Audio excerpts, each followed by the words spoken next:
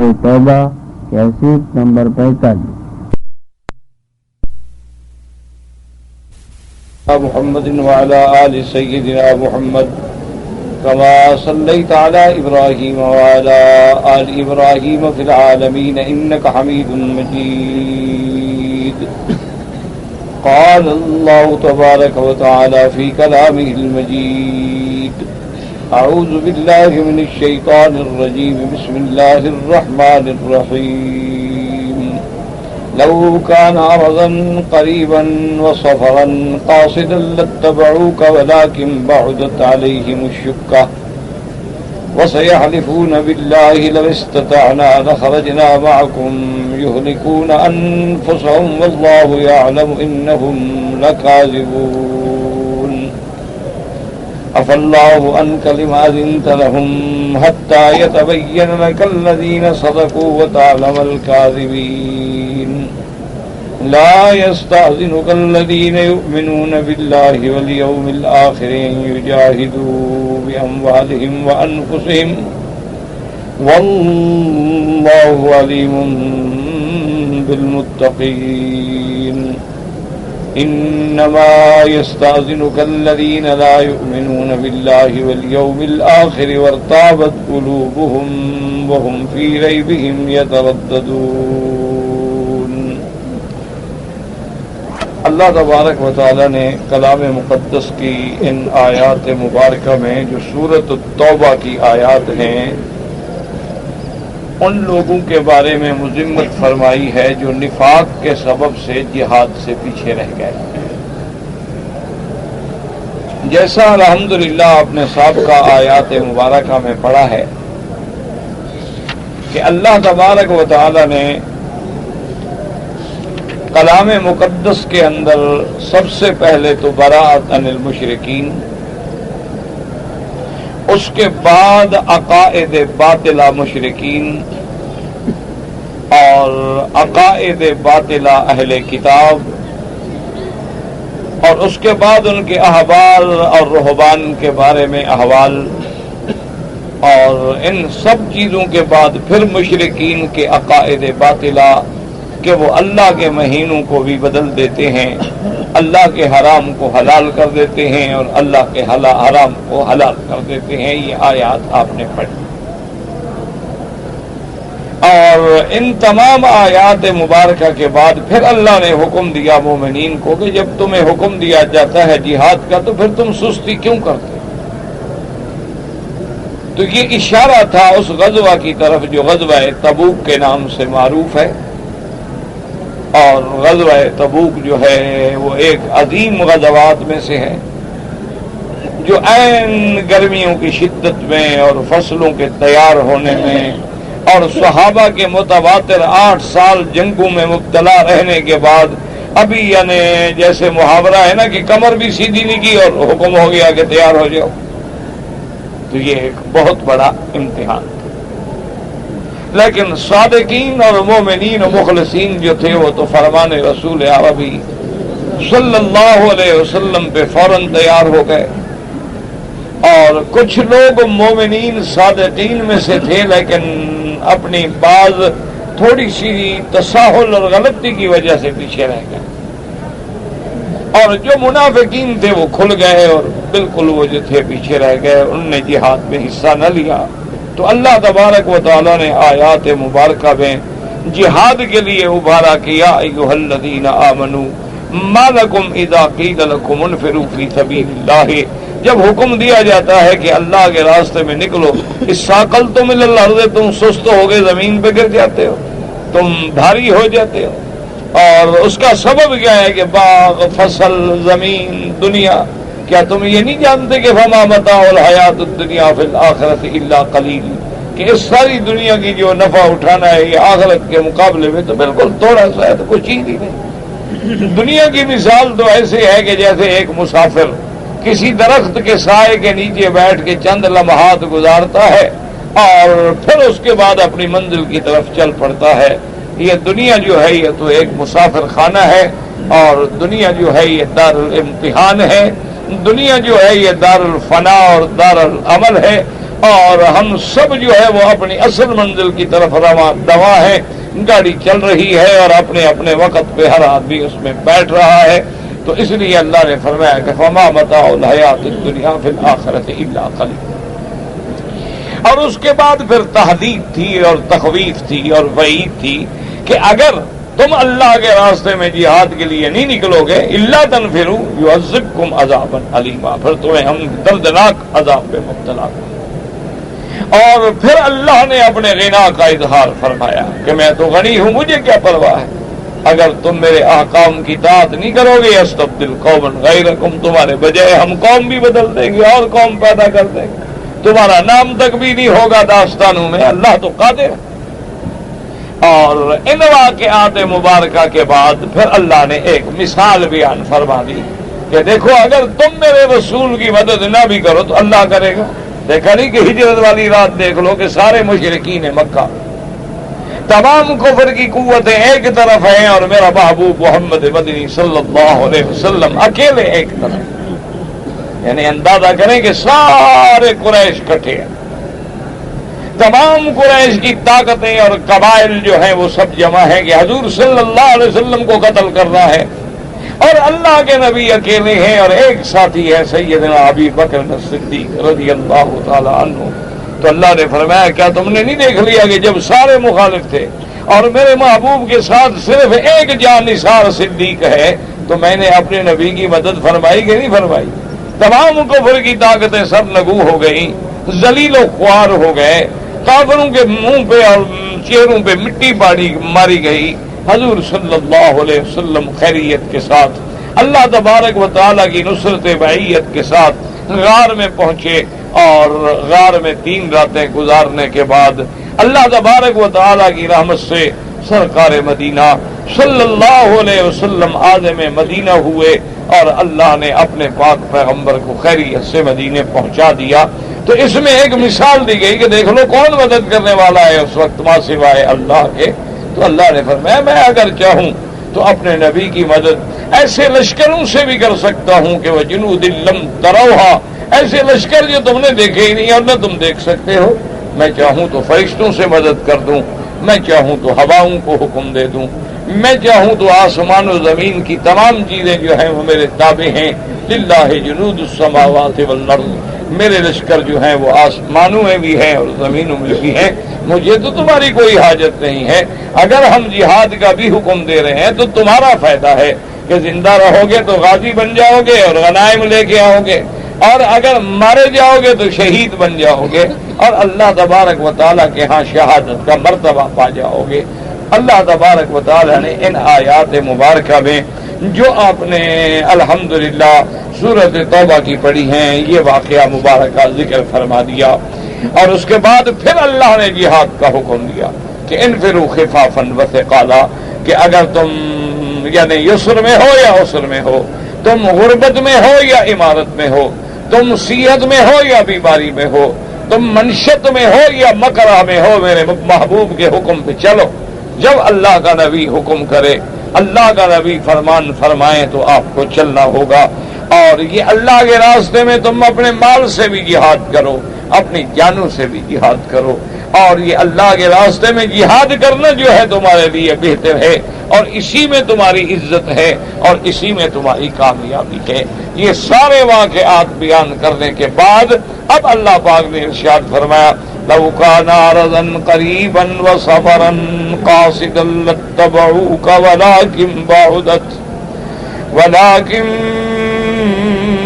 بعدت عليهم الشقة وسيحلفون بالله لو استطعنا لخرجنا معكم يهلكون أنفسهم والله يعلم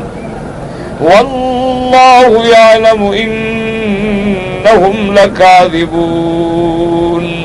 اللہ نے فرمایا میرے مدنی صلی اللہ علیہ وسلم یہ منافقین جو ظاہر میں اسلام ہے اور اندر میں کفر چھپائے ہوئے ہیں، لو کان عرضا قریبا، اگر کوئی غنیمت قریب ہوتی، کوئی نفع قریب ہوتا، فائدہ قریب ہوتا، وسفرا قاصدا، اور سفر بھی درمیانہ اور آسان ہوتا، تو میرا محبوب یہ فوراً آپ کے ساتھ تیار ہو جاتے، آپ کے ساتھ تیار ہوتے، لیکن ولیکن بعدت علیہم الشقہ، لیکن یہ سفر جو ہے، مسافت جو ہے شام تک بڑا شدید سفر ہے۔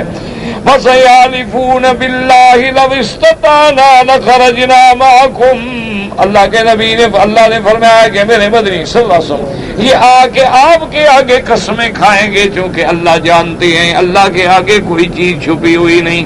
اللہ نے اپنے پیغمبر کو باخبر کیا منافقین آئیں گے اور آگے قسمیں کھائیں گے کہ ہماری طاقت ہوتی تو ہم جہاد میں ضرور نکلتے، بھئی ہم تو مجبور تھے، سواری نہیں تھی، بیمار تھے، ہم تو ہر حال میں نکلتے۔ اللہ نے فرمایا جھوٹی قسمیں کھا رہے ہیں، یہلکون انفسہم، یہ اپنے آپ کو ہلاکت میں ڈال رہے ہیں۔ ایک تو جہاد نہ کرنا، پھر جھوٹ بولنا، جھوٹی قسم کھانی، اور وہ بھی اللہ کے نبی کے سامنے۔ یہلکون انفسہم واللہ یعلم انہم لکاذبون، اور اللہ تبارک و تعالی جانتے ہیں میرے محبوب یہ جھوٹ بول رہے ہیں، جھوٹی قسمیں کھا رہے ہیں۔ اور اس کے بعد حضور پاک صلی اللہ علیہ وسلم سے حدیث مبارک میں آتا ہے کہ بعد منافقین آئے اور آ کے جھوٹی قسمیں کھانے لگے، حضور خدا کی قسم میری بیوی بیمار ہے، میرے گھر میں حضور بڑی تکلیف ہے، میں دل تو بڑا چاہتا ہے آپ کے ساتھ جہاد پہ جاؤں، حضور میں بڑا مجبور ہوں۔ اچھا مجبور ہو تو کوئی بات نہیں، اللہ نے فرمایا میرے بابو آپ نے ان کو اجازت کیوں دے دی؟ لیکن دیکھیں کہ عتاب بھی ہے اور لطف و کرم بھی ہے۔ اللہ تبارک و تعالیٰ نے اپنے مدنی سرکار پہ عتاب بھی فرمایا کہ آپ نے اجازت کیوں دی، لیکن پہلے کہہ دیا اف اللہ عنکا، اللہ تجھے معاف کرے، یعنی معاف تو پہلے کر دیا ہے، انکوائری بعد میں ہے، معافی پہلے دے دی۔ یہ لطف و کرم ہے میرے اللہ کا اپنے محبوب کے ساتھ۔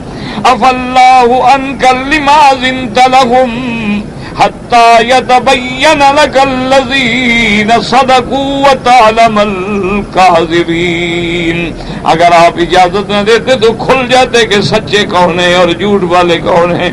آپ اذن نہ دیتے، انہیں تو نہیں جانا تھا نا، تو واضح ہو جاتا کہ یہ تو جھوٹ بول رہے ہیں، یہ تو بہانے بنا رہے ہیں۔ لا یستاذنک الذین یؤمنون باللہ والیوم الآخر ان یجاہدوا باموالہم وانفسہم واللہ علیم بالمتقین۔ اللہ نے فرمایا میرا مدنی آپ سے وہ اجازت نہیں مانگیں گے جن کا اللہ پر اور آخرت پر ایمان ہے، وہ نہیں اذن مانگتے کہ اللہ کے راستے میں جہاد کریں اپنے مال سے اور اپنے جانوں سے۔ اللہ جانتے ہیں کہ کون اس سے صحیح ڈرنے والے ہیں، کون مومن متقی ہیں۔ انما یستاذنک الذین لا یؤمنون باللہ والیوم الآخر وارتابت قلوبهم فهم فی ریبہم یترددون۔ اللہ نے فرمایا میرا محبوب انما حسر کے لیے تحقیق آپ سے وہ اذن مانگیں گے، وہ بہانے بنائیں گے، وہ جہاد میں پیچھے رہنے کے لیے جھوٹے عذر لائیں گے جن کا اللہ پر یوم آخرت پر ایمان نہیں ہے اور ان کے دلوں میں شک ہے۔ وَهُمْ فِي رَيْبِهِمْ يَتَرَدَّدُونَ، اور وہ اسی شک میں گمراہ ہیں، وہ اسی شک کے اندر حیران و پریشان ہیں، کبھی آگے جاتے ہیں کبھی پیچھے ہٹتے ہیں، کبھی مسلمانوں سے ملتے ہیں کبھی کافروں سے ملتے ہیں، کبھی آپ کے پاس آ جاتے ہیں کبھی پیچھے چلے جاتے ہیں، کیونکہ منافق کا یہی عالم ہوتا ہے کہ وہ دونوں جماعتوں کے درمیان میں لٹکا ہوا ہوتا ہے، جیسے وہ کہتے ہیں نا دھوبی کا کتا گھر کا نہ گھاٹ کا۔ منافق کا ہمیشہ یہی حال ہوتا ہے، نہ وہ اپنوں کا ہوتا ہے نہ پراؤں کا ہوتا ہے۔ مذبذبین بین ذلک لا الہ ہؤلاء ولا الہ ہؤلاء۔ اللہ نے فرمایا منافق جو ہیں وہ دونوں جماعتوں کے درمیان میں پریشان ہیں، نہ ادھر کے ہیں نہ ادھر کے ہیں۔ اسی لیے قرآن کہتا ہے کہ قیامت میں اللہ سب سے زیادہ سزا جو ہے وہ منافق کو دیں گے کہ جو اسلام ظاہر کر کے کفر کو چھپاتا ہے۔ فرمایا ان المنافقین فی الدرک الاسفل من النار۔ اب مسلمانوں یاد رکھو کہ یہ واقعات جو اللہ نے ہمیں قرآن میں سنائے ہیں، ان واقعات سنانے کا کیا مقصد تھا؟ یعنی کوئی ڈائجسٹ پڑھایا جا رہا ہے آپ کو؟ یا کسی اخبار کا کالم ہے اور آپ پڑھ رہے ہیں جی تاریخ میں ایک واقعہ گزرا ہے اور ایک تبوک میں جنگ ہوئی تھی، بس اسی طرح اللہ کا قرآن صرف اسی لیے آیا تھا۔ یاد رکھیں ہمیشہ کہ اللہ نے ایک منظر کھینچا،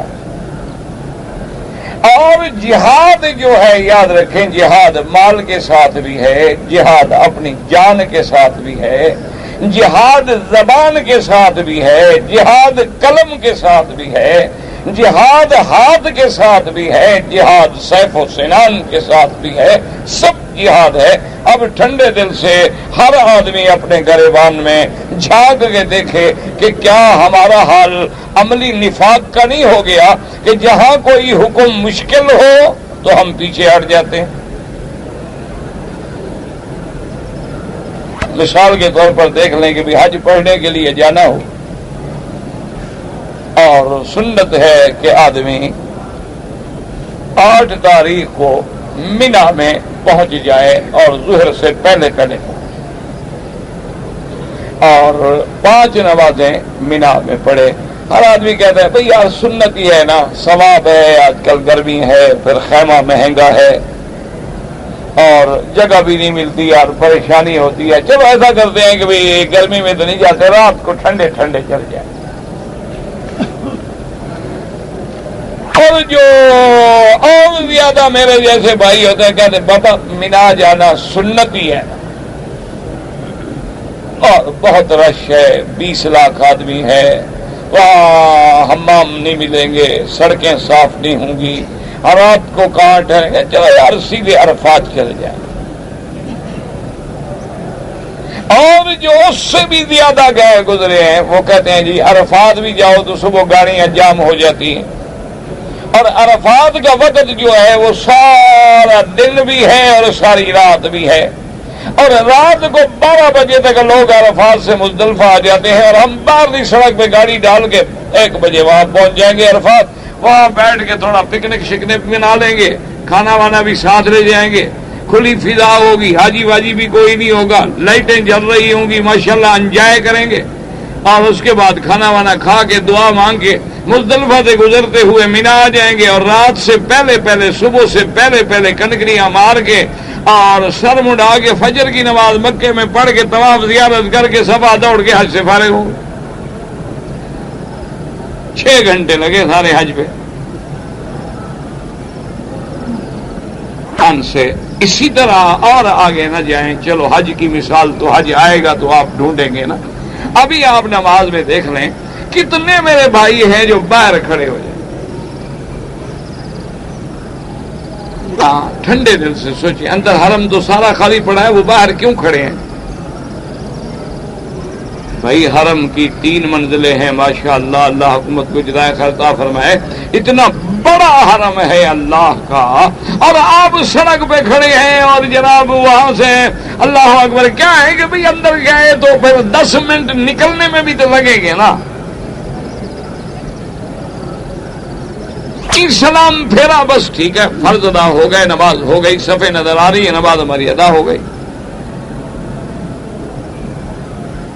اسی طرح آپ دیکھ لیں کہ سنت یہ ہے کہ میرے مدنی پاک نے یعنی دنیا کے کسی عالم سے پوچھ لیں، وہ حنفی ہے، حنبلی ہے، شافعی ہے، مالکی ہے، وہ جس جماعت سے بھی تعلق رکھتا ہے اس سے پوچھ لیں کہ حج کی قربانی جو ہے میرے محبوب نے 100 اونٹ ذبح فرمایا ہے، اور جن میں 63 اونٹ حضور نے خود اپنے ہاتھ سے ذبح کیے ہیں۔ اس میں کوئی شبہ ہے یا اس میں کوئی جھگڑا ہے؟ بھی حنفی یہ کہتے ہیں اور شافعی یہ کہتے ہیں اور مالکی یہ کہتے ہیں یا حنابلہ یہ کہتے ہیں، تو متفق علیہ بات ہے، اس میں کوئی جھگڑا ہی نہیں۔ اچھا، آپ میں کتنے بڑے سرمایہ دار ہیں جو 100 اونٹ ذبح کرتے ہیں؟ یہ سنت کون ادا کرے گا؟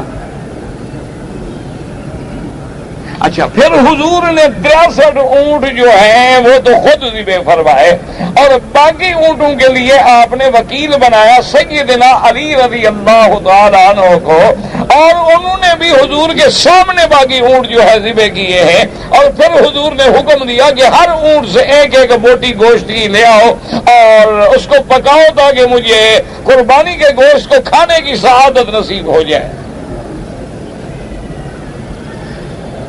اور آج اگلا کہتا ہے وہ بھائی بات سنو نا یار، میرے پیسے لے لو، میری بکری کر دینا۔ کیوں، تمہیں مہندی لگی ہوئی ہے؟ اچھا جی، مکے میں اگر ذبح کر دیں حرم میں تو بکری ہو جاتی؟ ہاں یہ ہو جاتی۔ ہاں ٹھیک ہے یار، پھر ادھر رش ہوگا، ادھر مکے شریف میں کر دیں۔ آخر وجہ کیا ہے کہ ہر وہ چیز جو سنت میں آرام سے آسانی محسوس ہو، اس سنت پہ تو عمل کرنے کے لیے ہم سب تیار ہو جائیں۔ وہاں تو کوئی مطالبہ نہیں کرتا کہ بھئی حضور پاک نے جیسے قربانی کی ہے خود کرو۔ حضور پاک نے اپنے ہاتھ سے اونٹ ذبح کیے ہیں، تم بھی اپنے ہاتھ سے اونٹ ذبح کرو۔ وہ جی نہیں، رش ہے، اجازت ہے شریعت میں، اللہ کو آسانی بڑی پسند ہے ماشاءاللہ۔ تو اسی طرح ہمارے دوسرے بھائی بھی کہتے ہیں کہ حلوہ بڑا پسند ہے حضور پاک صلی اللہ علیہ وسلم۔ اسی لیے ماشاءاللہ حلوہ شریف جو ہے نا، مرنے کے بعد بھی حلوہ، اور زندہ ہے تو حلوہ، اور رات کو پھر جلوہ۔ حلوہ کھائے گا تو جلوہ دیکھے گا نا۔ انا للہ و انا الیہ۔ اب ٹھنڈے دل سے سوچ لو، تو جب ہم مینا میں رات نہیں گزار سکتے، ہم جہاد کریں گے؟ ٹھنڈے دل سے ناراض نہ ہو۔ ہمارا گھر ایئر کنڈیشن ہے، حمام ایئر کنڈیشن ہے، کار ایئر کنڈیشن ہے، دکان ایئر کنڈیشن ہے، اور اللہ کے حرم میں ہم نماز نہیں پڑھتے، وہ بھی ایئر کنڈیشن لگانا پڑا کہ لوگ چلو ایئر کنڈیشن میں آ کے بیٹھ کے نماز پڑھیں، تو آپ پھر باہر دھوپ میں کھڑے ہو کے جہاد کریں گے یہودیوں کے ساتھ؟ ٹھنڈے دل سے غور کریں کہ حضور کے وقت میں جو جہاد سے جی چرا گئے وہ تو تھے منافق، ہم کیا ہیں؟ آسانی کے ساتھ غور کریں۔ اب تو یہ حال ہو گیا، میں نے ایک میرا پرانا جاننے والا ہے، تو وہ بڑا یعنی ماڈرن قسم کا آدمی ہے، عجیب، اس کی ہر وقت کا بوائے بنا رہتا ہے۔ تو میں نے اس کو دیکھا کہ اس نے داڑھی رکھی ہوئی ہے، مجھے بڑی خوشی ہوئی۔ میں نے یار شکر ہے کہ اس قسم کا بگڑا تگڑا آدمی جو ہے پٹڑی پہ آ گیا اللہ کی رحمت سے۔ میں خوش ہو گیا، میں ملا، میں نے کہا یار ماشاءاللہ تمہیں داڑھی بڑی خوبصورت۔ اور نے کہا جی شیو کرنے میں تکلیف ہوتی ہے اس لیے رکھ لی ہے، روزانہ شیو کرنی پڑتی ہے نا۔ تو آج کل ذرا میری ڈیوٹی ایسی ہے کہ اکثر مجھے کمپنی کے کام میں صبح شام باہر جانا پڑتا ہے، تو ہر وقت کون شیو کرے، اس لیے میں نے کہا چلو داڑھی بڑھا لو، چلو شیو کی تکلیف سے تو بچ جائیں گے نا۔ میں نے کوئی سنت سمجھ کے نہیں رکھی ہوئی۔ اب ایمان سے کہیں، مسلمان یہ کہے اور بڑی جرت سے کہ میں نے تو جی اس لیے داڑھی رکھی ہے کہ بھئی چونکہ سفر ہے اور رات دن کمپنی کا کام ہے اور ہر وقت مجھے فیلڈ میں نکلنا ہوتا ہے تو بڑا مشکل ہو جاتا ہے، تو میں نے کہا چلو داڑھی بڑھا دو یار، یہ خام کا شیو کا ٹائم بھی بچے گا، تکلیف بھی بچے گی، بلیڈ بھی بچے گا، پیسے بھی بچیں گے، فائدہ ہو جائے گا۔ تو اس لیے میں نے داڑھی رکھی ہے۔ مجھے سنت کا تو پتہ نہیں سنت کیا ہوتا۔ یہ مسلمان سید کا گھر ہے، میں اللہ کے کعبے میں بیٹھا ہوں، سید ہیں، سید کا گھر ہے، اور بڑا خوبصورت ماشاءاللہ اس نے اپنا محل نما گھر بنایا، اور وہ مجھے بڑی محبت سے اور اپنے پیار سے اس نے کہا وکیل صاحب آپ نے میرے گھر میں ہر شکل میں جانا ہے کہ میرے گھر کا افتتاح ہے اور آپ آئیں گے اور دعا کریں گے اور برکت ہوگی۔ میں نے کہا میرے اپنے گھر میں تو کبھی نہیں ہوئی، تمہارے گھر میں ہو جائے تو ہو جائے۔ باہر لوگ ہوتے ہیں نا بے وقوف جو ہم سے عقیدہ رکھتے ہیں، اللہ کے بندے ہماری اپنی اولادیں ٹھیک نہیں ہوتی، تمہارے گھر میں کون سی برکت ہو جائے گی؟ تو خواہ پتہ نہیں کیسے لوگ پیروں اور مولویوں کے چکر میں ہیں۔ ذرا اندر تھوڑا ڈھونڈ کے دیکھو نا، تمہیں پتہ لگ جائے کہ پیر صاحب خود کتنے پانی میں ہیں۔ دوست اب کیا کریں، اور جناب وہ کافروں کے ملک میں رہتا ہے، مسلمان ہے، سید ہے، وہاں جناب ہم گئے تو ماشاءاللہ اس نے بڑے بڑے اہم لوگوں کو، دوستوں کو دعوت دی کہ مکی صاحب آ رہے ہیں، ڈاکٹر اور انجینئر اور بڑے بڑے پڑھے لکھے لوگ ماشاءاللہ، اور بڑی اچھی جنٹری کو اس نے، اور بڑی اچھی خاصی گیدرنگ تھی۔ تو بہرحال اسی اسنا میں نے کہا کہ بھئی کھانے کو یار کتنی دیر ہے، تو اس نے کہا کہ جی بس کچھ دوست رہ گئے ہیں، تو وہ محسوس نہ کریں کہ بھی ہمارا انتظار نہیں کیا گیا۔ اور آپ کو پتا ہے کہ ہر آدمی اپنی اپنی ڈیوٹی پہ ہے اور اپنے علاقے سے ڈرائیو کر کے بیچارہ پہنچے گا۔ میں نے کہا چلو کوئی بات، مجھے اس مسئلے کا فکر نہیں، میرا مقصد یہ ہے کہ جب ہم انتظار کر ہی رہے ہیں اور نماز ظہر کا وقت ہو گیا ہے تو جماعت کیوں نہ کر لیں بھائی، ہم نماز پڑھ لیں جب تک دوست بھی آ جائیں۔ ہم ماشاءاللہ 20 25 30 آدمی ہیں۔ انہوں نے کہا جی ہاں یہ تو بہت اچھی بات ہے۔ خیر جناب ہم سب نے وضو کیا، وضو کرنے کے بعد انہوں نے چادریں بچھا دی ماشاءاللہ، اور جب نماز کے لیے کھڑے ہوئے اتفاقاً یعنی میرے دماغ میں خیال آیا تو میں نے اس سے کہا، میں نے کہا یہ جدھر نماز پڑھے کعبہ شریف ادھر ہی ہے نا؟ کہنے لگا جی سچی بات پوچھو تو مجھے بھی پتا نہیں، اندازہ ہے کہ ادھر ہو۔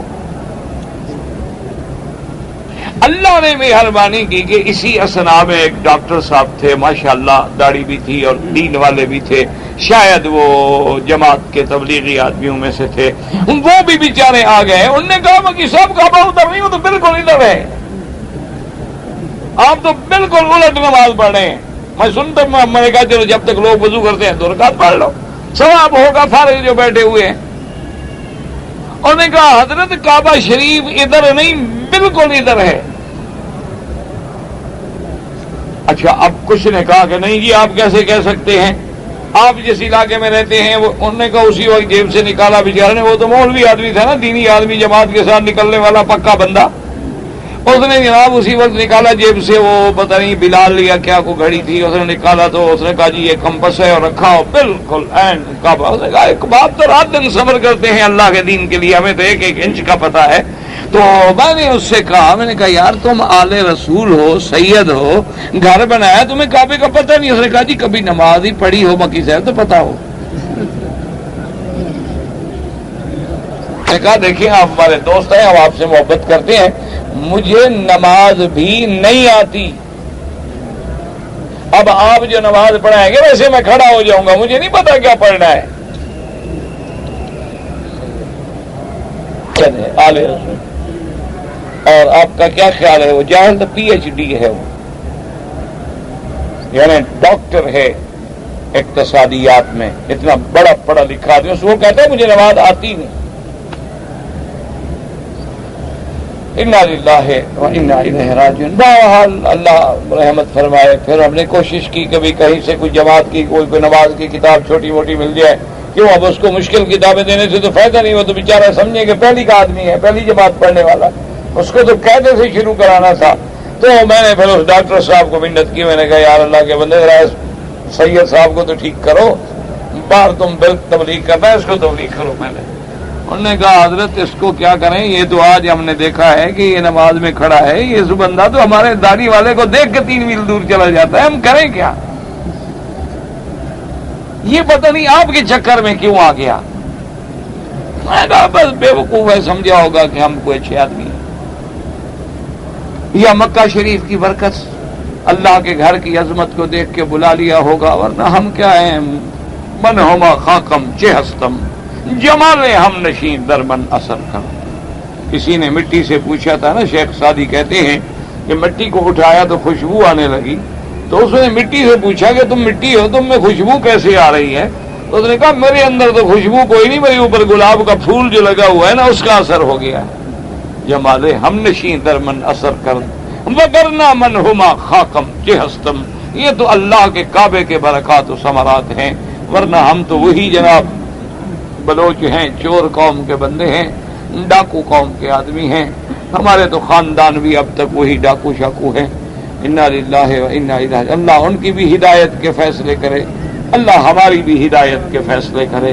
اللہ ہمارے گھروں کی بھی اصلاح کر دے، اللہ آپ کے گھروں کی بھی اصلاح کر دے، بس یہ دعا کیا کریں۔ اب ان آیات کو ذرا سامنے دیکھ کے گھر میں جا کے غور کرنا کہ کہیں ہم تو ایسا نہیں کر رہے کہ تہجد میں تکلیف ہے چھوڑ دو، 20 رکعتیں کھڑے ہو کے پڑھنے میں تکلیف ہے چھوڑ دو، 4 سنتیں پڑھنے میں تکلیف ہے وہ بھی چھوڑ دو، نفل پڑھنے میں تکلیف ہے کیا ضرورت ہے وہ بھی چھوڑ دو، اچھا بھی کپڑا باندھ کے اور کپڑے پہن کے اور پگڑی پہن کے اور ٹوپی باندھ کے حضور کی سنت کے مطابق نماز پڑھے پھر بھی تکلیف ہے وہ بھی چھوڑ دو۔ ہم کہاں جا رہے ہیں؟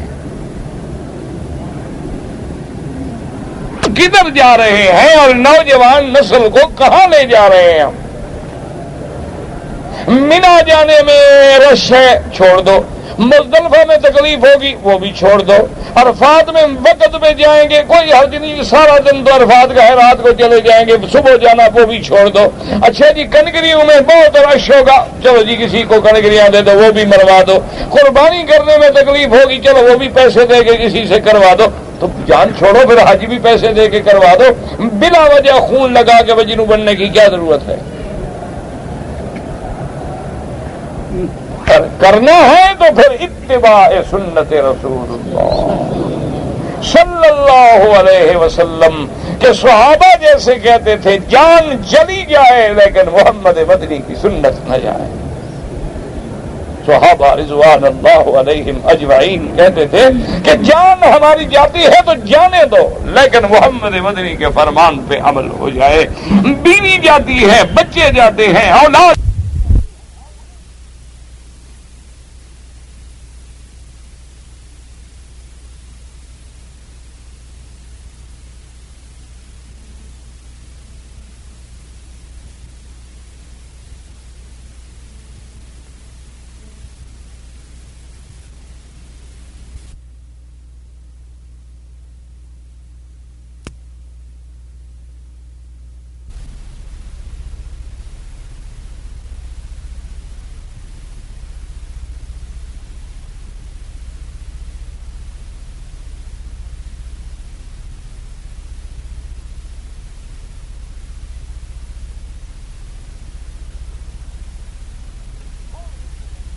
چھوڑ دیں گے لیکن محمد عربی کو نہیں چھوڑیں گے صلی اللہ علیہ وسلم۔ اصل معنی سمجھو میرے بھائی کہ رخصت پہ عمل کرنا بھی اللہ کو محبوب ہے لیکن ہر حال میں اتباع رسول کرو، اور اگر جہاں موقع نہیں محل نہیں اللہ نے اجازت دی ہے تو فائدہ اٹھا لو، لیکن یہ معنی تو نہیں کہ پہلے سے لوگوں کو عادی کر دو کہ وہ آسانیاں تلاش کریں، تو لوگ دین سے نکل جائیں گے۔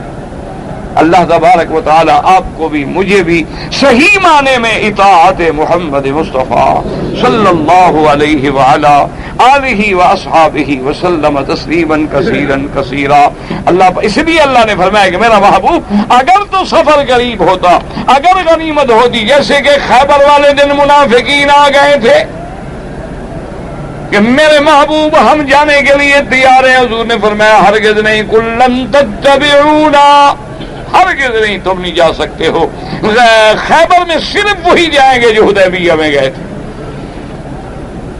اور ایک حدیث مبارک میں آتا ہے حضور نے فرمایا اچھا خیبر جانے کے لیے تیار ہو، جہاد کا بڑا شوق ہے؟ انہوں نے کہا ہاں جی بڑا۔ آپ نے فرمایا اچھا غنیمت میں تمہیں حصہ نہیں دیں گے، چلو جہاد کا۔ انہوں نے کہا نہیں جی پھر تو نہیں جاتے۔ تو معنی یہ ہے کہ ہم تو مال لینے کے لیے جاتے ہیں نا، ہم تو فائدے کے لیے جانا چاہتے ہیں، اس لیے اللہ نے قرآن میں نقشہ کھینچا ہے، اور اس نقشے پہ ذرا گھر میں بیٹھ کے دیکھنا کہ کیا آج ہم یہود کے مقابلے پہ آسانیوں میں آرام میں تو نہیں پڑ گئے ہیں؟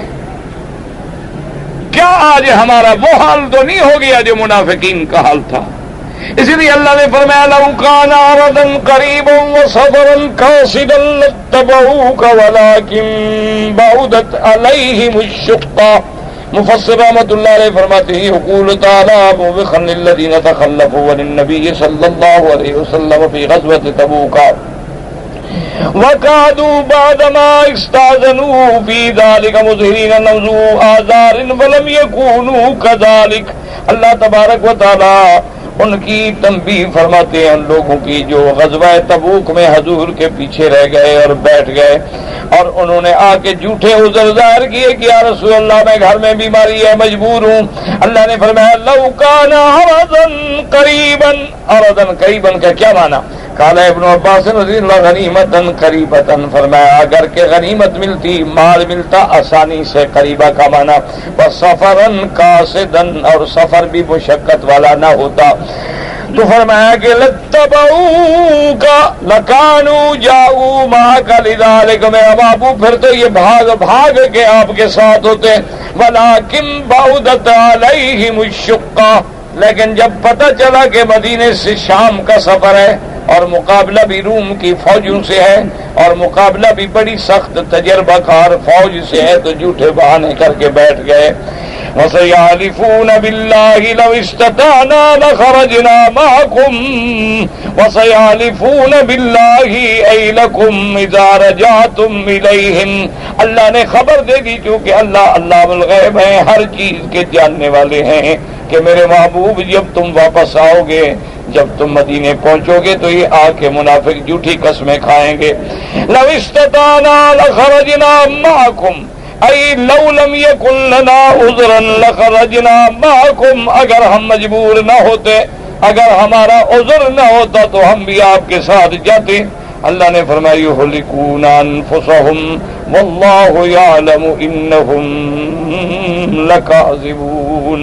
اللہ نے فرمایا کہ میرا مدنی جھوٹی قسمیں کھا رہے ہیں، اور جھوٹی قسم کھانا، نبی کے سامنے کھانا اور جنگ سے جی چرانا، یہ دراصل اپنے آپ کو برباد کر رہے ہیں. آج جیسے مسلمان کہتے ہیں جی ہم یہودیوں کا کیسے مقابلہ کریں، اور جی ان کے پاس ایٹم ہے، ان کے پاس طاقت ہے، ہم بے نہتے ہیں، ہم کیا کر سکتے؟ یہ تو کر سکتے ہو نا کہ اس کی چیز نہ خریدو. ہاں، اس میں کون سا آئٹم تمہیں کھاتا ہے؟ اگر تم برگر نہیں کھاؤ گے تو مر جاؤ گے کیا؟ اگر تم پیزا نہیں کھاؤ گے تو مر جاؤ گے. اگر تم یہ 2-4-6 مہینے کے لیے بپسی وغیرہ بیوریجز جتنی ملٹی نیشنل یہودی کمپنیوں کا مال ہے استعمال نہیں کرو گے تو کوئی پھانسی لگ جائے گی. یہ جہاد تو کر سکتے ہو. اللہ اکبر. لیکن مسلمان کو شوق ہی اپنے اپنے، یعنی 1 ارب 36 کروڑ مسلمان ہے دنیا میں. اگر 1 ارب 36 کروڑ مسلمان یہود سے بائیکاٹ کر لے، کیا خیال ہے آپ کا وہ زندہ رہ سکتے ہیں؟ آپ کوئی لڑائی نہ کریں، صرف بائیکاٹ کر لیں، کوئی جنگ نہ کریں، کہیں جی آپ کے ملک، آپ کا مال ہمارے ملک میں نہیں آئے گا، ہمارے علاقے میں نہیں آئے گا، ہمارے دکان پہ نہیں آئے گا. ہر مسلمان فیصلہ کر لے بھائی دیکھو یہ یہودی کمپنی تو نہیں، بھی ظاہر میں نام کسی کا ہو اور پیچھے مال کسی کا ہو، ذرا تحقیق کر لوں اور مر جاؤں گا، میں یہودی کا مال نہیں لوں گا. کانا کشمیر میں ہندو مسلمانوں کی عزتوں سے کھیلتا ہے اور مسلمان رات کو انڈیا کی فلمیں دیکھتا ہے. کیا خیال ہے؟ اسی طرح آپ جنگ جیت جائیں گے. اللہ ہے وَإِنَّا إِلَيْهِ. بس ہم بھی بے وقوف ہیں لیکن روتے رہتے ہیں اللہ کے ہاتھ اجر ہوگا نا، ورنہ تو ماشاءاللہ ہماری قوم تو وہ ہو گئی ہے نا کہ زمین جنبت نہ جنبت گل محمد، زمین ہلے تو ہلے، یہ حاجی نہیں ہلتا ہے انشاءاللہ. یہ بھی کرنا جس بات پہ لگ گیا ہے نا جی، قبر پرستی پہ لگا ہے تو کھڑا ہے. لاکھ سمجھاؤ بابا یہ غیر اللہ کا سجدہ ہے، کفر ہے، وہ کہتے ہیں نہیں جناب میرا بابا کرتا تھا، دادا کرتا تھا. مولوی صاحب تم کو وہاں بھی ہو، نئے پڑھ کے آئے. کہو بابا یہ 11ویں کا دودھ کرنا جو ہے یہ نجائز ہے. وہ کہتے ہیں کمال ہے سائیں، 11ویں کا دودھ نہیں کریں گے تو قیامت والے دن پیران پیر صاحب چھڑائیں گے کیسے؟ تو جہاں کھڑا ہے کھڑا، اللہ ہدایت کے فیصلے کا، اللہ تبارک و تعالی ہدایت کے فیصلے. جو صحابہ کا دشمن ہے دشمن، لاکھ سمجھاؤ اس کے دماغ میں ابو بکر عمر عثمان داخل ہی نہیں ہوتا. اہل بیت رسول کا دشمن ہے دشمن، لاکھ سمجھاؤ کہ سیدنا علی کا یہ مقام ہے، حسن حسین کا یہ مقام ہے، اہل بیت نبی کا یہ مقام ہے، اس کے دماغ میں داخل ہی نہیں ہوتی بات۔ لاکھ ان کو سمجھاؤ کہ بابا یہ دلدل وغیرہ گھوڑا چھوڑا سال میں سارا سال ٹانگا کھینچتا ہے اور اس دن تمہاری مشکلیں حل کرتا ہے، لاکھ سمجھاؤ نہیں جاتی دماغ میں بات۔ وہ کہتے ہیں جی نہیں ہم بھی جانتے ہیں یہ نہیں، ہم تو وہ سائیں کا بس نقل بنا رہے ہیں نا، اس منظر کو یاد کر رہے ہیں۔ دماغ میں بات داخل ہوتی ہی نہیں جب تک کہ اللہ تبارک و تعالیٰ داخل نہ کرے۔ جو بے نماز ہے، اذان ہو رہی ہے اللہ کے حرم کی، سن رہا ہے، حرم کے باہر کھڑا ہے، سگریٹ پی رہا ہے، لیٹرین میں جا کے ٹٹی خانے میں آدھا گھنٹہ بیٹھا رہے گا، نماز نہیں پڑھے گا۔ اللہ نے جو مہریں لگا دی ہیں تو آپ یا میں کیا کر سکتے ہیں، لیکن ہمارا حکم یہی ہے اللہ کا کہ ہم دین کی دعوت دیتے رہیں، آگے کوئی مانے نہ ماننے یہ اللہ کی مرضی ہے، اللہ چاہیں گے تو ہدایت دے دیں گے، اللہ چاہیں گے تو نہیں دیں گے، ہمیں کہنے کا ثواب انشاءاللہ ملے گا، وہ ضائع نہیں ہوگا۔ اور اس کے بعد فرماتے ہیں فَاللَّهُ عَنْكَ لِمَا زِنْتَ لَهُمْ حَتَّى يَتَبَيَّنَ لَكَ الَّذِينَ صَدَقُوا وَتَعْلَمَ الْكَاذِبِينَ لا يستأذنك الذين يؤمنون بالله واليوم الآخر أن يجاهدوا بأموالهم وأنفسهم والله عليم بالمتقين إنما يستأذنك الذين لا يؤمنون بالله واليوم الآخر وارتابت قلوبهم فهم في ريبهم يترددون قال ابن ابي حاتم حدثنا ابي قال حدثنا ابو سعيد بن سليمان الرازي قال حدثنا سفيان بن عيينة عن مسعر بن عون قال هل سمعتم بمعاتبة احسن من هذا نداء بالعفو قبل المعاتبة۔ حضرت سفیان ابن عیینہ حضرت مسعر سے، وہ حضرت عون سے روایت کرتے ہیں کہ حضرت عون نے فرمایا کہ لوگوں کبھی تم نے ایسی ناراضگی بھی دیکھی ہے کہ معافی پہلے دی جائے اور ناراضگی کا اظہار بعد میں کیا جائے؟ یہ شان محمد مصطفیٰ ہے صلی اللہ علیہ وسلم کہ اللہ نے معافی تو پہلے دے دی اپنے محبوب کو اور تنبیہ بعد میں کی، اسی کا نام لطف و کرم ہے۔ جیسے فرماتی ہے یا ایھا النبی لم تحرم ما احل اللہ، تنبیہ ہو رہی ہے، لیکن پہلے خطاب کیا ہے کہ یا ایھا النبی، یہ عظمت محمد مصطفیٰ ہے کہ آگے تنبیہ ہو رہی ہے کہ لم تحرم، آپ نے کیوں حلال کیا اس چیز کو جس کو حرام کیا جس کو اللہ نے حلال کیا ہے، لیکن پہلے خطاب ہے یا ایھا النبی، یہ نہیں فرمایا کہ یا محمد، نہ، اللہ نے القاب کے ساتھ اعزاز کے ساتھ، ورنہ اللہ نے ہر پیغمبر کو نام کے ساتھ، خوشی ہے تب بھی نام کے ساتھ، تنبیہ ہے نام کے ساتھ، فرمایا یا زکریا انا نبشرک بغلام اسمہ یحییٰ، یا زکریا، فرمایا یا یحییٰ خذ الکتاب بقوہ، فرمایا یا عیسی ابن مریم اانت قلت للناس اتخذونی وامی الہین، اور فرمایا ونادیناہ ان یا ابراہیم، اور کہیں فرماتی ہیں یا آدم اسکن انت وزوجک الجنہ، لیکن یہ شان محمد مصطفیٰ ہے۔ کہیں فرماتی ہیں یا ایھا الرسول، کہیں فرماتی ہیں یا ایھا النبی، کہیں فرماتے ہیں یا ایھا المزمل قم اللیل الا قلیلا، اور کہیں فرماتے ہیں یا ایھا المدثر قم فانذر، شان القاب کے ساتھ۔ اب دیکھیں تنبیہ بھی ہے لیکن لقب بھی ہے کہ یا ایھا النبی لم تحرم ما احل اللہ، اس لیے حضرت عون فرماتے ہیں کہ هل سمعتم، آپ لوگوں نے کبھی ایسی ناراضگی بھی دیکھی ہے کہ معافی تو پہلے دی جائے اور ناراضگی کا ذکر بعد میں کیا جائے؟ اللہ فرماتے اف اللہ عنک لما اذنت لہم، محمد مدنی تیرا رب تجھے معاف کر چکا ہے، لیکن آپ نے ان کو کیوں اجازت دی؟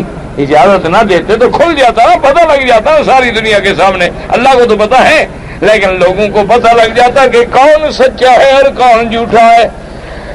اللہ اکبر، یہ شان محمد مصطفیٰ۔ عفا اللہ عنک لما ذنت لهم وقضى قال مالك الجري وقال عاتبه كما تسمعون ثم انزل التي في سورة النور فرخص له في ان يأذن لهم من شاء۔ اب فضل فرماتے حضرت قتادہ فرماتے اللہ نے عتاب کیا، ناراضگی بیان فرمائی، لیکن پھر سورۃ نور میں آیت اتار کے اللہ نے اپنے نبی کو اختیار دے دیا کہ اگر آپ چاہیں کوئی اذن مانگے تو دے دیں۔ اصل بات یہ ہے کہ وہاں جو عتاب ہے وہ تو جھوٹے تھے۔ ہاں اگر ایک آدمی حقیقت میں بیمار ہے، مریض ہے، یا حقیقت میں اس کی مجبوری ہے کہ جیسے حضور صلی اللہ علیہ وسلم نے حضرت علی کو حکم دیا رضی اللہ عنہ، حضور نے فرمایا حضرت علی تم نے گھر میں رہنا ہے اور بچوں کا خیال کرنا، حتیٰ کہ حضرت علی رضی اللہ تعالیٰ عنہ آئے اور انہوں نے آگے کہا کہ تخلفنی فی النساء والصبیان یا رسول اللہ، حضور آپ جہاد پہ جا رہے ہیں اور مجھے عورتوں اور بچوں میں چھوڑ رہے ہیں۔ حضور نے فرمایا علی کیا کہہ رہے ہو؟ اما ترضى ان تمنی بمنزلۃ ہارون من موسیٰ، کیا تم اس بات پہ راضی نہیں ہو کہ تمہیں بھی وہ مقام ملے جیسے کہ حضرت موسیٰ نے اپنے معاملات میں حضرت ہارون کو خلیفہ بنایا تھا، میں بھی تمہیں خلیفہ بنا کے جا رہا ہوں گھر میں۔ لا نبی بعدی، لیکن یاد رکھنا میرے بعد نبی کوئی نہیں ہے۔ تو تب جا کے حضرت علی رضی اللہ تعالی عنہ راضی ہوئے۔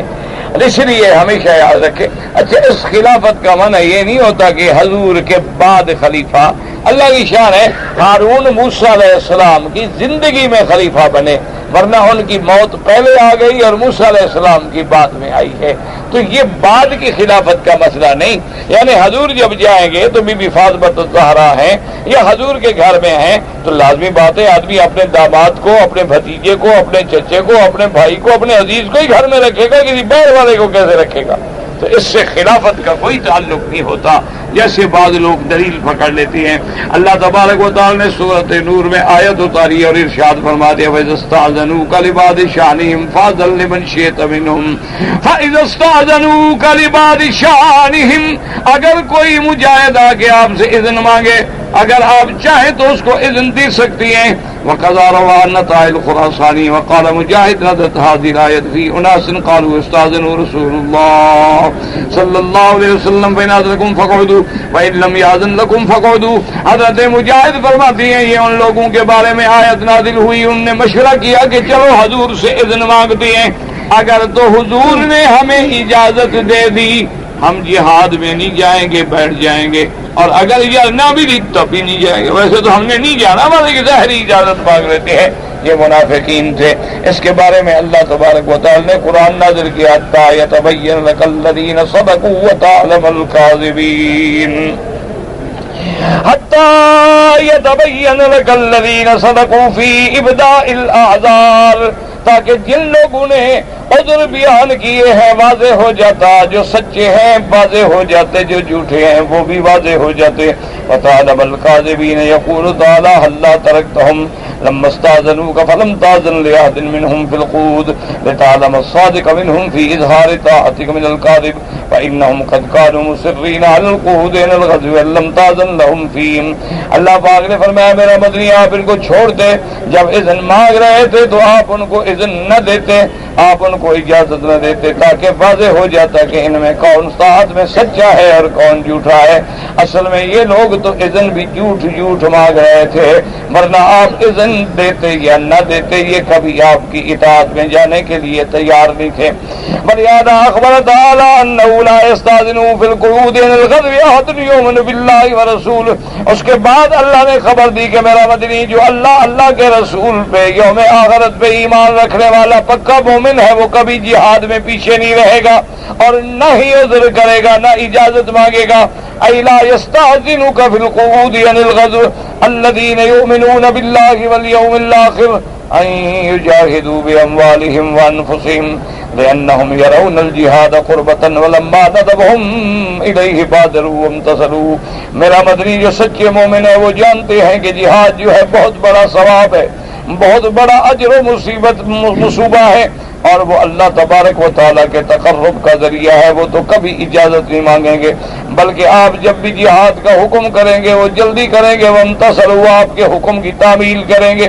فرمایا واللہ علیم بالمتقین انما یستأذنک فی القعود ممن لا عذر لہ، وہ عذر جو اذن مانگ رہے ہیں جن کا عذر کوئی نہیں، کیوں؟ الذین لا یؤمنون باللہ والیوم الآخر اے لا یرجون ثواب اللہ فی الدار الآخرۃ علی اعمالہم، یہ وہ لوگ ہیں جن کو آخرت کے ثواب کی اور اجر کی کوئی امید ہی نہیں، کوئی ایمان بھی نہیں ہے۔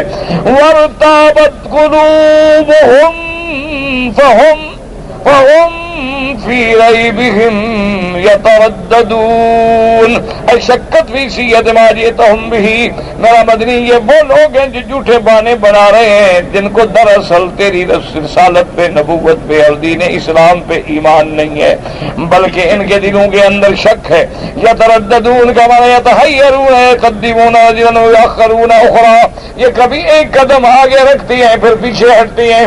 ولیس لہم قدم ثابتۃ فی شیء، ان کا کوئی قدم جو ہے وہ جم کے نہیں پڑتا، کیوں؟ وہم حیارا حلقا لا الہ الا ولا الہ الا، یہ منافق جو ہے یہ حیران و پریشان ہیں، نہ ادھر کے رہے نہ ادھر کے رہے۔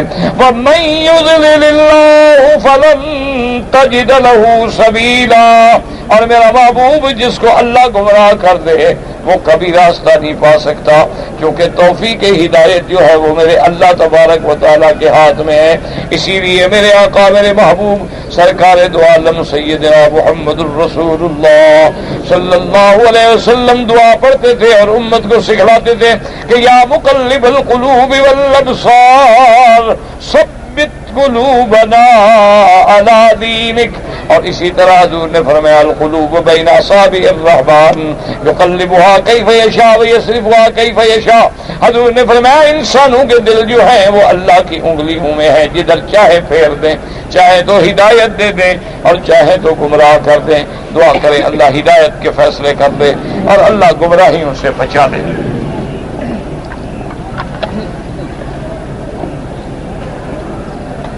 جی میرے پاس پہلے پیسے ہوتے تھے تو میں قربانی کرتا تھا۔ میرا بھائی ایک قربانی ہے نصاب کی، یاد رکھو، جو آدمی صاحب نصاب ہے زکوٰۃ ادا کرتا ہے اس کو قربانی کرنی ہوتی ہے سال میں ایک دفعہ، اور اگر اس کے پاس پیسے ہیں ہی نہیں، وہ صاحب نصاب ہی نہیں ہے، یعنی اس کے پاس اتنا پیسہ ہی نہیں ہے کہ وہ زکوٰۃ دے سکے، یا ہیں لیکن تھوڑے ہیں تو صاحب نصاب نہیں، اس پہ بھی قربانی نہیں ہے۔ اگر آپ کے پاس پیسے نہیں ہیں اور آپ غریب ہیں تو آپ پر قربانی کرنا ضروری نہیں ہے۔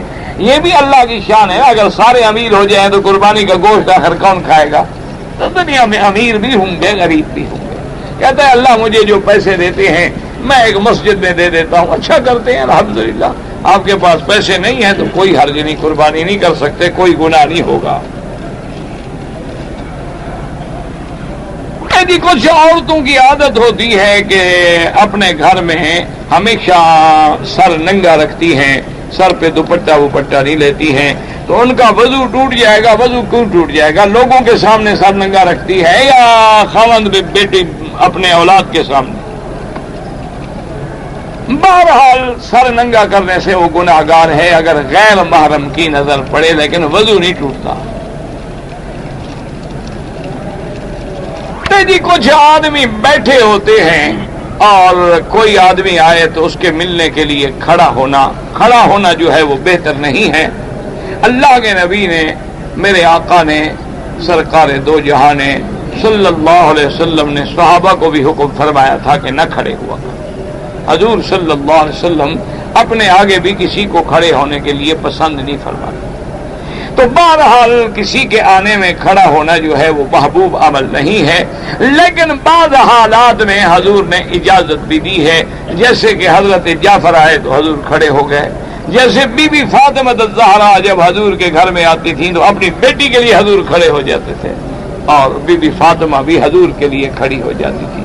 تو اس لیے علماء نے لکھا ہے کہ آنے والا کوئی عالم دین ہے کوئی بہت بڑا شیخ ہے، بزرگ ہے، اس کے احترام میں، لیکن یہ بھی شرط ہے کہ اس کے دل میں غرور پیدا نہ ہو.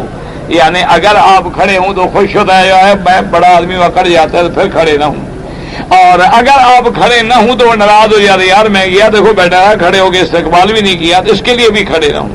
تو جس کے دل میں غرور پیدا نہ ہوتا ہو اور وہ اپنی قوم کا بڑا ہے، سردار ہے، یا جیسے حضور نے فرمایا قوموا الی سیدکم، بعض علماء فرماتے ہیں چاہے وہ عذر تھا، بہرحال حضور حضرت جعفر کے لیے بھی کھڑے ہوئے اور بی بی فاطمہ الزہرا رضی اللہ تعالی عنہا کے لیے بھی کھڑے ہوئے. اچھا، ایک کھڑا ہونا ہے جو زمانہ جاہلیت میں تھا.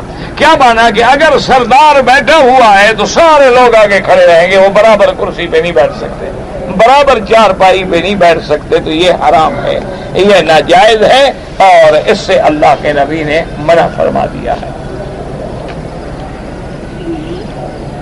ایک ہوٹل میں کام کرتا ہوں، وہاں ہمیں حکم ہے کہ روزانہ داڑھی منڈائیں. یہ اچھا ہوٹل ہے، اس کا نام لکھ کے یہاں تو اسلامی حکومت ہے نا، ذرا دے دو نا ماشاءاللہ دفتر میں، پھر پتہ لگ جائے گا انشاءاللہ ہوٹل والے کو بھی اور وہاں جو داڑھی مڈانے کا حکم دیتا ہے اس کو بھی ذرا مہربانی کرے گا. بالکل اپنے نام کی بھی کوئی ضرورت ہے، صرف لکھ کے اور دفتر میں دے دیں گے. تو اسلامی حکومت ہے انشاءاللہ. ہفتے کے بعد ہوٹل والے کی بھی داڑھی ہوگی انشاءاللہ. یہ تو میں نے تو زندگی میں پہلا ہوٹل والا سنا ہے کہ لوگوں کو حکم دے کے داڑھی منڈاؤ. انا للہ و انا. بہرحال شریعت کے خلاف نہ کریں، روزی دینے والا خدا ہے، کسی اور جگہ نوکری ڈھونڈ لے اگر وہ ایسا بدبخت ہے.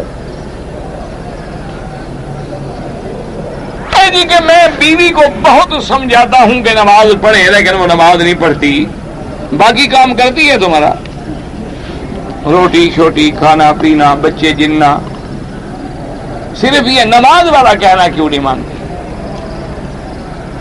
بہرحال امام احمد ابن حنبل رحمۃ اللہ علیہ کے نزدیک اگر بیوی بے نماز ہے تو وہ کافر ہو جاتی ہے اور نکاح خود بخود ٹوٹ جاتا ہے، طلاق کی ضرورت ہی نہیں. باقی ائمہ کے نزدیک نکاح تو نہیں ٹوٹتا، وہ فاسقہ فاجرہ ہے اور ایسا کام کر رہی ہے جو کفر تک لے جانے والا ہے. بہرحال آپ کوشش کریں اور سمجھائیں، نصیحت کریں اور بار بار سمجھائیں. وہ اگر برائی نہیں چھوڑتی تو تم اچھائی نہ چھوڑو، اور اگر تم چھوڑ دو گے تو وہ کسی اور کے گھر میں بھی تو بے نماز جائے گی نا، وہاں کوئی نمازی تھوڑی بن جائے گی. بہرحال اسے ہر لحاظ سے نماز کے لیے آپ قائل کریں، جبر بھی کر سکتے ہیں. چاشت کا معنی ہوتا ہے، ایک ہے اشراق. اشراق کا معنی یہ ہے کہ سورج نکلنے کے بعد جب نیزے کے برابر ذرا اوپر آ جائے، یوں سمجھ لو کہ سورج نکلنے کے بعد 15-20 منٹ انتظار کر لو. جب سورج اوپر آ جائے تو 2 رکعت کر کے 4 رکعت پڑھنا، یہ ہے اشراق. اگر آدمی فجر کی نماز پڑھ کے مسجد میں بیٹھ جائے، کوئی دنیا کی بات نہ کرے، قرآن پڑھے، ذکر کرے یا خاموش بیٹھا رہے، اور جب اشراق کا وقت ہو 4 رکعت نماز پڑھے تو اللہ ایک مقبول عمرے کا ثواب عطا فرماتے ہیں. تو اب دیکھیں کتنی محنت ہوگی، آدھا گھنٹہ بھی نہیں لگتا، نماز پڑھ کے فارغ ہوں بیٹھیں گے وقت ہو جائے گا. اور ایک ہوتا ہے ضحیٰ، وہ اس وقت ہے کہ جب سورج بہت اونچا آ جائے، یعنی جیسے 9 بج جاتے ہیں، تو جب گرمی شدید ہو جائے کہ جانور کے بچے کے پاؤں بھی جلنے لگے ہیں، تو اس وقت جو ہے وہ نماز پڑھیں. بعض علماء فرماتے ہیں 8 رکعت ورنہ جتنا اللہ توفیق دے دے پڑھ لیں.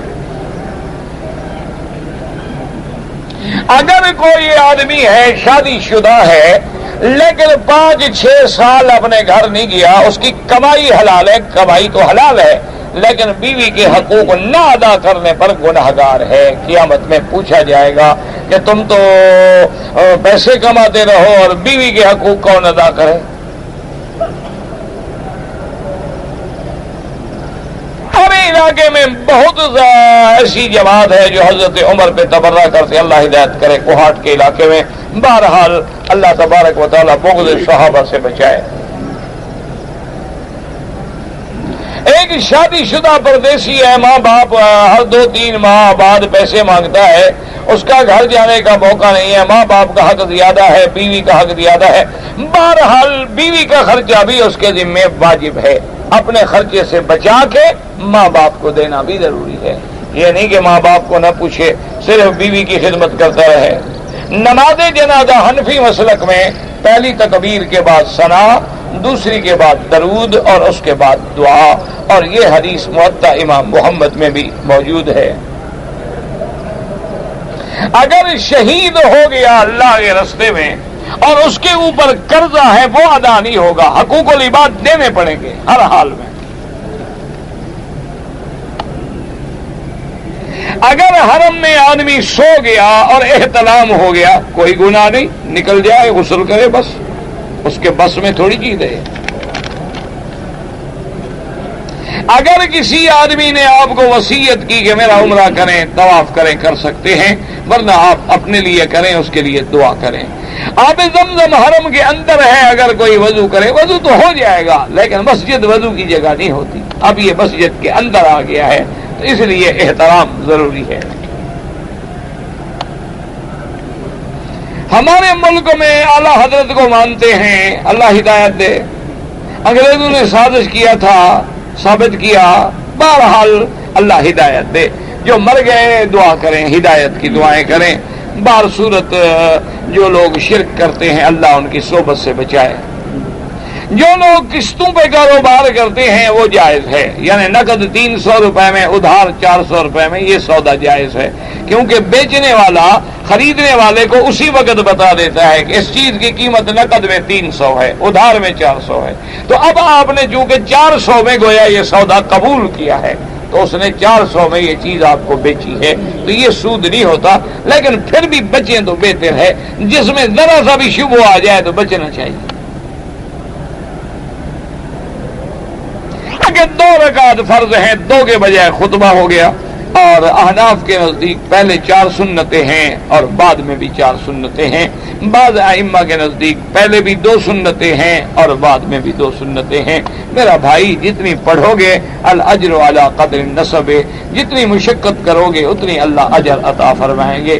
کوشش کیا کرو کہ زیادہ سے زیادہ ہم پڑھیں، تاکہ اگر ہمارے فرائض میں کوتاہی ہے تو وہ سنت اور نفل سے پوری کی جائے گی۔ اگر ہمارے پاس وہ ذخیرہ بھی نہیں ہوگا، سٹاک ہی نہیں ہوگا، تو پورا کیسے کیا جائے گا؟ اس لیے کوشش کیا کریں کہ سنتیں بھی پوری پڑھیں، نوافل بھی پڑھیں، اور زیادہ سے زیادہ اللہ کے ذکر میں، عبادت میں وقت گزرے۔ وما علینا الا البلاغ، ربنا تقبل منا انک انت السمیع العلیم وتب علینا انک انت التواب الرحیم، وصلی اللہ تعالی علی خیر خلقہ سیدنا محمد وعلی آلہ وصحبہ اجمعین برحمتک یا ارحم الراحمین۔